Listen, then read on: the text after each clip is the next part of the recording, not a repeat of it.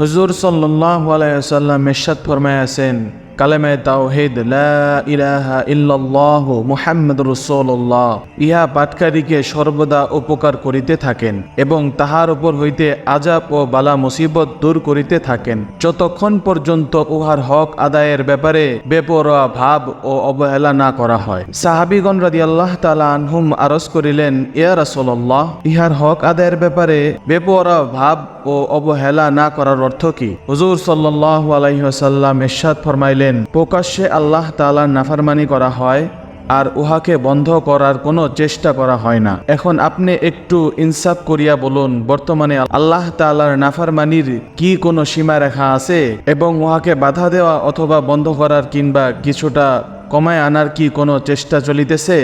নিশ্চয়ই না।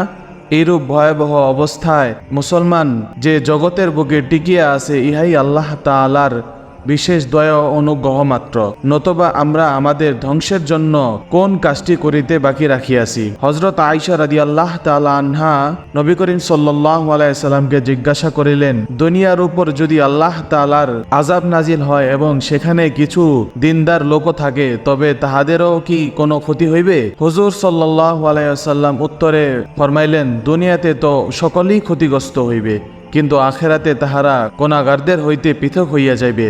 অতএব ওই সমস্ত লোক যাহারা নিজেদের ধর্মকর্মের উপর নিশ্চিন্ত হইয়া লোক সমাজ হইতে দূরে সরিয়া নির্জনে বসিয়া রহিয়াছেন, তাহারা যেন ইহা হইতে বেফিকির না থাকেন। কেননা খোদা না করুক, যদি পাপের ব্যাপকতার কারণে কোনো আযাব আসিয়া পড়ে, তবে তাহাদিগকেও উহার স্বাদ ভোগ করিতে হইবে।